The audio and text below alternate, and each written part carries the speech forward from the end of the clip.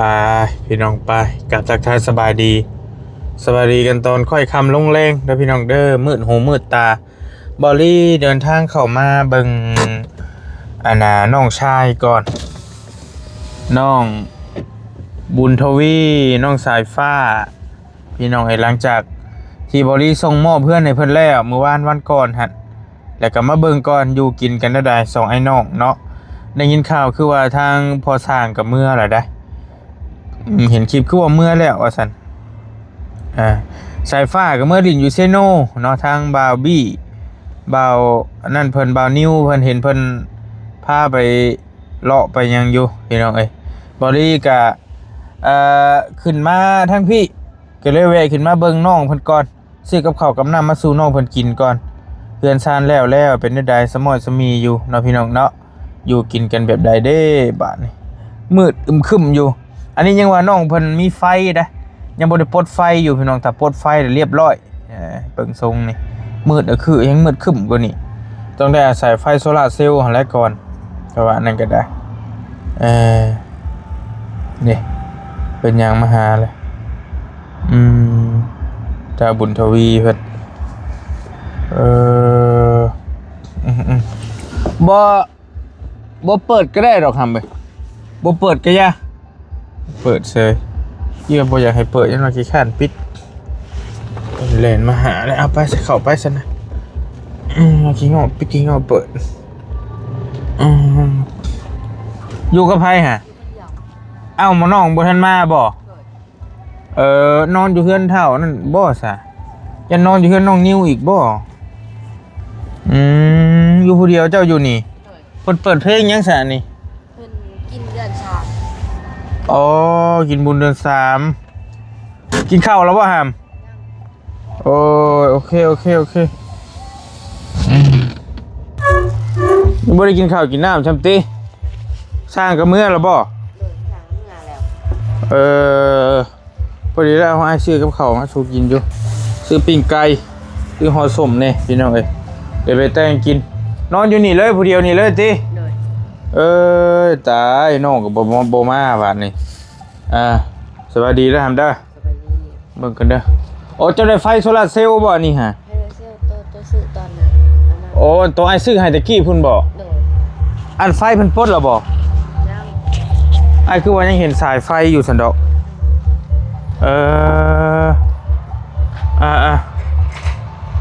โอเคไปนั่งกินในพวกก็ได้ปะหากระโตกกระเต็นมากินอยู่นี่จนมันมืดพอได้ไปเอาขาตั้งกล้องก่อนเอาเข้าไปในพุ่นละเนาะอยู่ผู้เดียวบาดนี่อ้อยต้อยอยู่บ่หาผู้สาวมาอยู่นำเนาะแล้วนั่งกินอยู่ในพี่นอนอยู่นี่เจ้าติเห็นเพิ่นเปิดหน้าต่างนอนเอาลมเลยข้างๆอยู่นี่ก็ได้แต่ว่าเตียงมันบ่ค่อยโอเคปานใดแต่ว่าก็ได้อยู่พอได้อยู่ไปดิจูมเข้ามาผมหั่นละมองมันแจ้งๆหั่นละสะอาดได้บาดในเฮือนชานก็ได้อนามัยบ่แหละสร้างเพิ่นบ่มาล่ะบ่เราเลี้ยวไปเลยแล้วก็เมื่อแล้วห้องน้ำเป็นจะได้ห้องน้ำฮะติดแล้วกระโหลกยังอีก7แผ่นกระโหลกพอโอ้แล้วว่ะถ้าวันนี้ซื้อกระโหลกมาอีกจะโทรบอกแล้วจะมาติดกระโหลกเป็นยังไงอันนี้ห้องสายฟ้าเพิ่นอันนี้ห้องพระเอกเพิ่นมุ้ยคนพายุบ้านนี่โอ้ยเนาะมื้อใดสิมาบ่ฮู้หมอนั่นก็ได้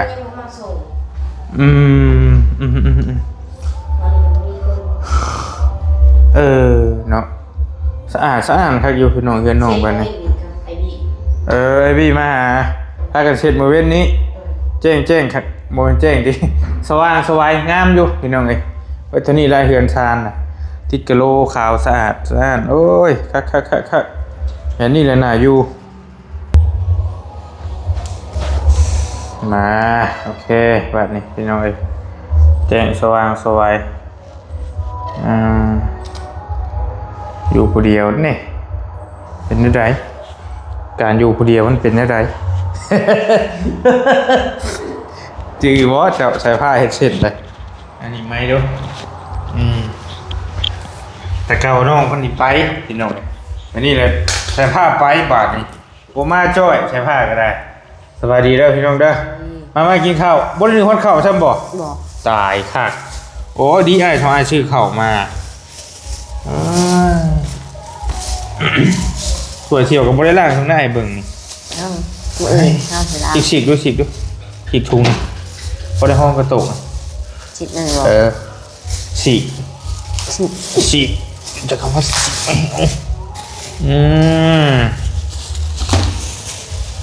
สิงซับเนาะกินพวกเหล่านี้ก็ได้กินแบบ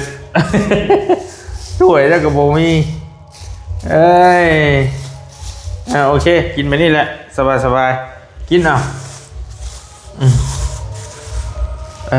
พี่น้องห่อศพนี่ จะบ่กินบ่ กินน้ำกันนี่แหละซื้อข้าวมาซูโน่เพิ่นกินเพราะว่ากล้าได้ว่าต้องอยู่คนเดียวพี่น้องเอาจะเห็นใส่ผ้าเอาจาก บอกไอ้บนยังบนไอ้เห็นไอ้บ่ได้เห็นนะตั้งแต่มือฮะมื้อเช้านี่ก็น้องนิ้วส่งหาอยู่ว่าสายฟ้าอยู่เฮือนเฮาเด้อว่าซั่น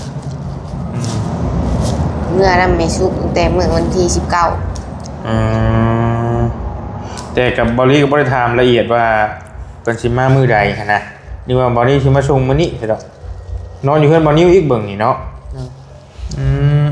เอ้าเพื่อนแล้วแหละก็บ่เป็นหยังไปเที่ยวเด้ให้นำเบิ่งแย่งน้องเพิ่นได้หั่นแหละก็บอกน้องเพิ่นอยู่น้องเพิ่นก็ถามอยู่บอลลี่อยู่ว่าสิเอาแต่ผ้าเมื่อดินบุญได้อ้ายเพิ่นเมื่อดินบุญบ่ล่ะแต่ว่าบ่เป็นหยังเมื่อกันนั้นเบิ่งแย่งน้องเพิ่นจบดีหั่นแหละเปลี่ยนภาพไปกินไก่ F2 FC อยู่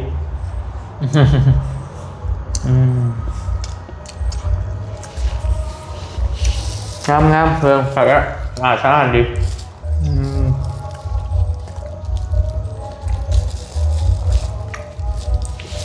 มันกวดมันเองเรื่อยๆแล้วชงมาหาแล้วป่ะเนี่ย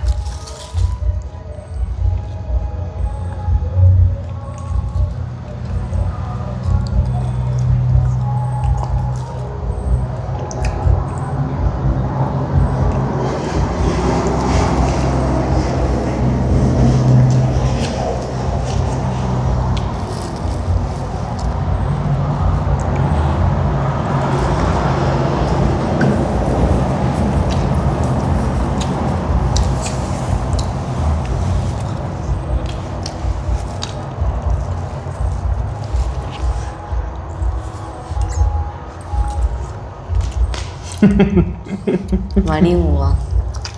กลุ่มไม่เห็นตั้งกลุ่มใหม่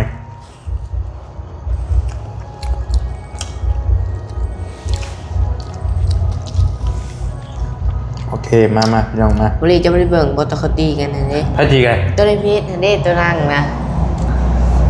ตัวผู้หญิงนะเด้ กาบตีนนะบ่ดังนี้ข่าวนะ เขาหลังเป่าเห็นเลย บ่เตรียมไปหาอยู่เด้บ่เตรียมไปถ่ายคลิปเราอยู่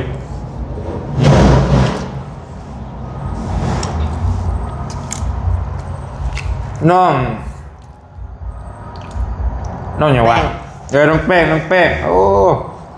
ไอ้ก็เห็นอยู่แววๆอยู่เป็นข่าวดังดีได้พี่น้องไง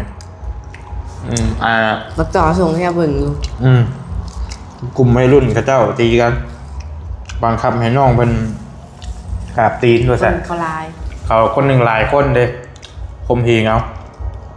บ่ฮู้เรื่องเล่าเป็นแบบใดกับบ่จักคือกันบ่ได้เบิ่ง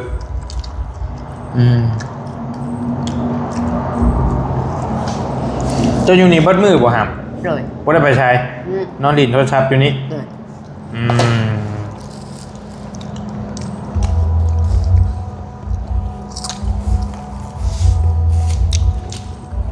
เงินทองบ่เช้าใช้จ้ะบัดบ่มีเงินจะใช้บัดเฮาบ่ไปเฮาเฮ้ยเงินเบิ่ง จะแม่นอยู่บัดเจ้าอยากเติมบ้านเติมเบอร์เจ้าจะไปหาได้ไหมบัดบ่ฮู้นี่ และอันก็แนะนำเจ้าไปอยู่ตะกี้ให้ปลูกพวงแตงขาย เลย เบิดอีหลีได้ถ้าเบิดบ่เชื่อ เลย เงินเจ้าน่ะเบิดแล้วบ่ตอนนี้ ยัง ให้แชร์1มื้อน่ะมันก็ต้องใช้ต้องจ่ายเลยเฮ็ดจังได๋ซะมันก็ต้องมีแนวหาแนวเฮ็ดแล้วจะอยู่ซื่อๆซื่อๆที่บ่ไหวช่วงอ้ายเข้ามายังว่าอ้ายแบ่งให้เรื่อยๆ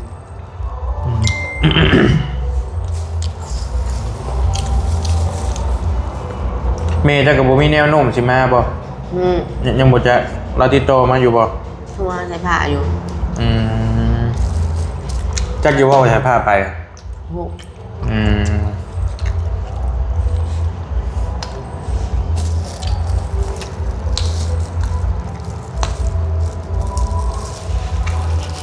คือเราโทรบอกเขาว่ามื่อนี้ว่าจะมาส่งมื้ออื่น ยังบ่เห็นมาอยู่ มื่อนี้ว่าบ่ายโมงยังบ่มา แม่มื้ออื่นพุ่นสิมา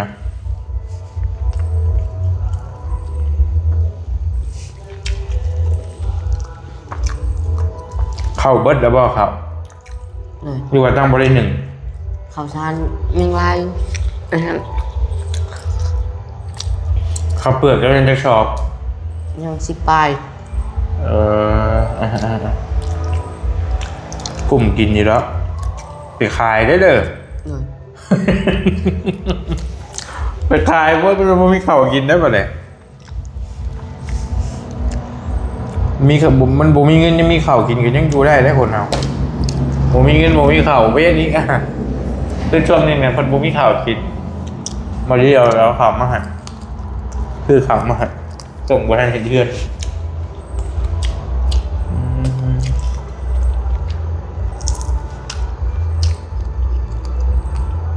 เมื่อวานนี่บ่พ่อจ๋า เลยมาเอาเครื่องวานนี่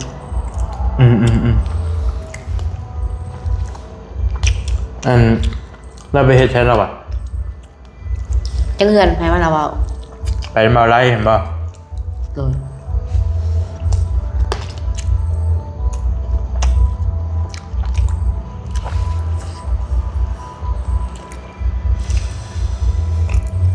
อ๋อเริ่มเน่นได้ไหมไอ้ปั่นมานำรถกินนี่กินแล้ว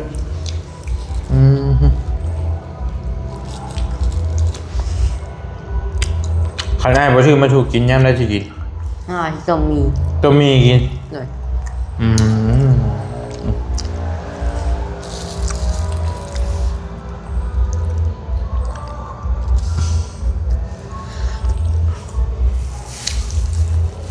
เดือน3ออกมา3 ค่ำเป็นยังไงในบ้านก็มีงานกลับเมื่อวันชิลงไปบริกันในบุญวัด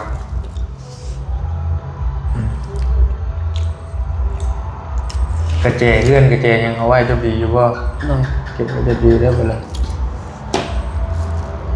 ล็อกทั้งนั้นเนาะ เลย ล็อกทั้งนี้ล็อกทั้งนั้น ชักจู้เพื่อนน้องใส่อัน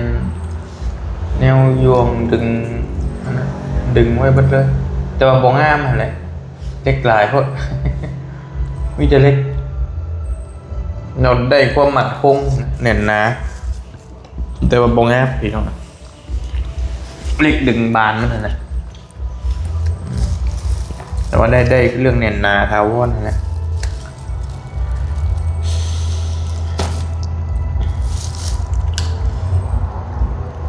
เมื่อคืนนี่ก็จะเป็นอยู่สายผ้ากับโบฮิตไปเที่ยวงานกันยังอยู่คืนเท่านิ้วแหละเบิ่งเราไม่ได้ถาม ไปกับไอ้บี้เมื่อคืนนี้ เราก็บอบบี้เพื่อน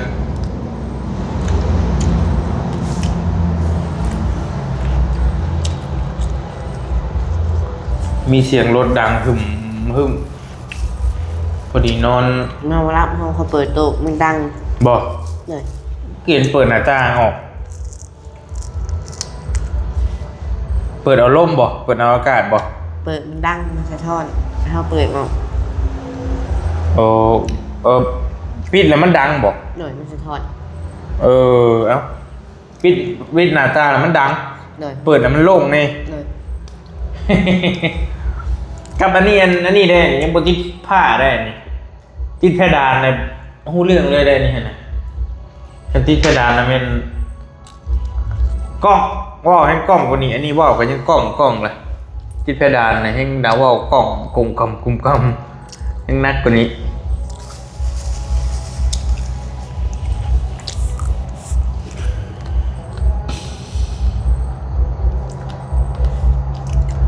คิดเป็นสะอาดมันปัดมันกวดนั่นแหละเด้อหามเด้อสะอาดในกระโหลกมันในกระโหลกสีขาวครับทำบกกวดให้นะวัดเท่านี้แหละเอิน3 ห้อง3ชิยุมันชิยุห่างกันนี่นะมากันนอนภายนอนมันแต่ว่าแต่ผ้านอนพี่เจ้านอนพุทธห้องกลางนี่ว่างนะห้องกลางนี่ว่างห้องนึงบัดน้องนุ่งมาลายไปแล้วจะไปชินอนใส่นอนยาบัดบุกแยกกันนอนนั่นกันนอนห้องนึงชุดแล้วแต่แล้วเห็นให้3 ห้อง4 ห้องเลยนอนอยู่นอกกินน้ำก็ได้แล้วแต่กินได้อยู่มันมีบุกกล้องมาได้เสียงตู้อยู่ในอันประตูเขาว่าดังนึง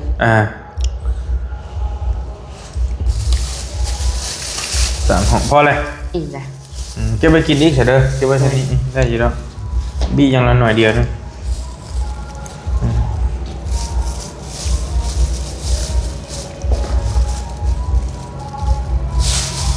อันนี้มาแล้วก็ซื้อมากินจะไปกินบืนพอดีอิ่มแล้วมาแล้วให้ข่าวหน้าเหมือนกันยังจะน้อยมาไว้พอได้กินนั่นแหละกับบนมีไผ่มาสิบัดนี้เริ่มสิบ่มีไผ่มาแล้วว่านนี้มีอันน่ะเบาแซนนะคะเบาเบาเวียดแล้วก็เบาชาลีเบาค่ำจิต6 คนแล้วก็อาจารย์เขาลืมเลยแต่ใครหลายคนเลย6 คนหวานเลยมาแล้วเบาแซนคนเดียวเลยมารถเบาแซนบ่ก็สิมาอยู่อ้ายกันนั่นแหละก็สิอาจจะบ่ได้มาซุมื้อหั่นแหละก็สิแวะมาเยี่ยมอยู่มื้อนี้ก็มาทางดงเห็นหั่นแล้วก็เลยว่าแล้วสิมาเยี่ยมน้องเพิ่นก่อนเนาะเสียงมาแล้วจักว่าสิอยู่บ่อยู่มาประเทศอยู่จบดีที่งอแต่บัดบ่มีไฟเลยตัดไฟต้องมีแสงโซลาร์เซลล์อีกอันนึงอยู่ในเดกับมันย้อนออกข้างนอกหลายสายไปย้อนออกพี่เลยขึ้นหลังคาก็ได้นี่ช่องลมนี่ไปย้อนออกช่องลมนี่เดี๋ยวเอาเพลงกันไว้หลังคาเดี๋ยวมันมีไฟฟ้าเดี๋ยวเห็นได้แล้วเราถ่าใส่กระโหลกนี่บ่เราจะจิตปลดเราอะไฟฟ้าเพราะว่าเราบอกกับบอลลี่เมื่อนั้นว่าถามบัดแล้วแต่มันสิปลดเมื่อนะยังเหลือกระโหลกของน้ำของยัง7 แผ่นไปเบิ่งของน้ำเป็นได้ออกทั้งปีออกไปเบิ่งดู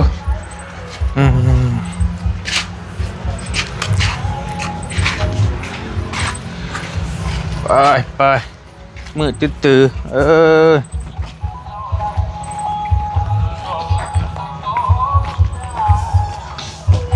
แล้วว่าแล้วเนาะโอ้นั่งดีมีกว่า7 แผ่นอีกได้นี่แต่คันโบไซกันแล้ว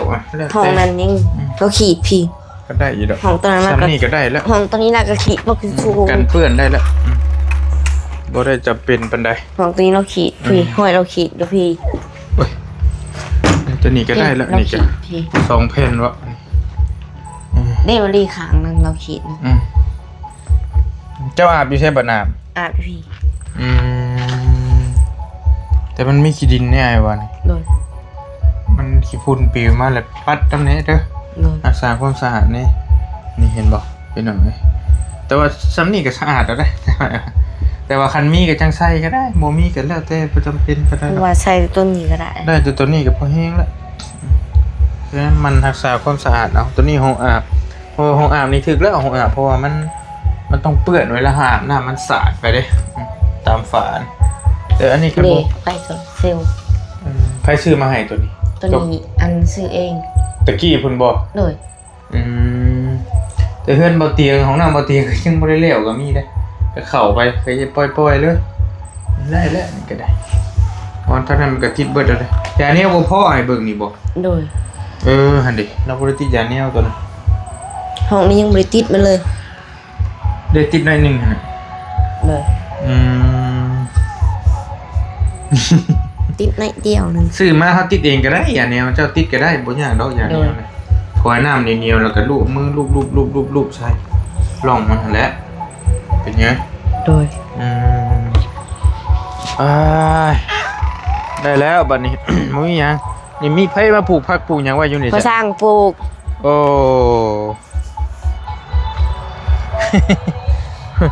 แขกอยู่ได้แล้วเป็นท่อน้ำเสียแล้วดุยลงมานี้ตะกี้ว่าอ้ายว่าให้โตท่อลงให้หน้าพุ่นมาจะมันไหลไป สูงแห่ง ได้แล้วอันนี้ก็ได้ อันนี้กับบอรี่กับคุดและอันนี้นะ ได้แล้วแล้วเอายังเมื่อเนี่ยทอเทพอสร้างเจ้าให้พอสร้าง พอหลัง เลย เมื่อแล้ว ไม่เจ้าก็บ่ได้เหลือบ่หาม บอ มีหยังว่าเหลือของเจ้าตอนก็บ่ได้มีหยังเหลือหลายเนาะได้แล้วนี่ก็ได้การเปื้อนกันนี่ก็เทเรียบร้อยแล้วมันเหลือแล้วรูปให้นี่บ่ เลย นี่ ยังปูนชอมหนึ่ง ยังปูนชอบหนึ่งบ่ เลย นี่ทานบริซื้อมาให้แล้วก็เจ้าก็อนามัยแน่บัดเลยในข้างบ้านนี่เด้อทำเด้อ เลย มัน มาเก็บหน่อยหนึ่งมันยังกินเยอะ แล้วจึงอนามัย มา ไว้ เก็บ เนี่ย จุดน ให้มันสะอาดเนี่ย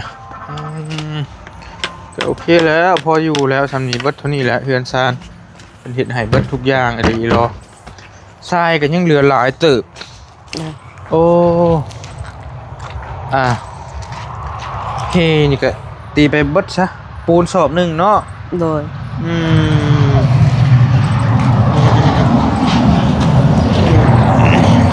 บล็อกกับเรือนี่บล็อกกันยังโอ้เป็นร้อยผมจักบล็อกนี่เรือลายเถอะ นี่เธอก็ร้อยหนึ่งนะ มุนเบิดนี่มียังเหยียบมันอันนี้โอ้เรียกว่าตัวละตีอันนั้นบ่ตัวละทับเอามันบ่ โดย คือจนบินเบิดเสียดอกโอ้น้ำคือได้ไหม เอามานี่ เพิ่นเอามาชงมานี่บ่ โดย น้ำนี้เจ้าซื้อกินเนาะ โดย ตุกเท่าไรนี่หามตอนนี้แบบนี้ ตุกละ8,000 8,000 กีบโอเค ถึงเลย โอ้เพชร แซงกัน โอ้จัดลาย ป้าตึงเลย3ถอเลย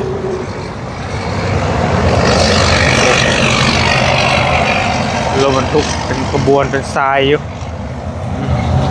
ตาโคตรขางตาเลยนะ 8,000 ประมาณ10ปลายบาทนี่แหละนั่นสิได้ ตาหลุดก็ โอ้ยมาเบิ่งพี่ดูไอ้ชิมาป้าแล้วบัดนี้ เลย พี่คันใดอยู่พี่ อยู่ผู้เดียวก็ล็อกเพื่อนจะดีเนี่ยแหละเหรอมันนอนก็ได้ เลย นอนอยู่ห้องนี้ จะเปิดไปนี่จี เลย อย่าไปลงวันนี้ได้บัดนอนฮะ นอนทางกระปิดเขา ยันบัด ลงนอนฟ้าเด้อมันอึงปึงเนี่ยแต่นั่นมีรออากาศดิจงให้อากาศ ตอนเขาเปิดตู้แล้วมันเฮางับขับแล้วนี่แล้วมันดังบูบูบูบู ลองปิดบังดูสมมติว่า นี่ตะปิดเขามันนี่มันสีดังอันนี้แล้วมันสีดังแล้วการงับประตูตัวมันขาวมันดังมันนี่ ปิดแล้วมันกล้องสิ เลย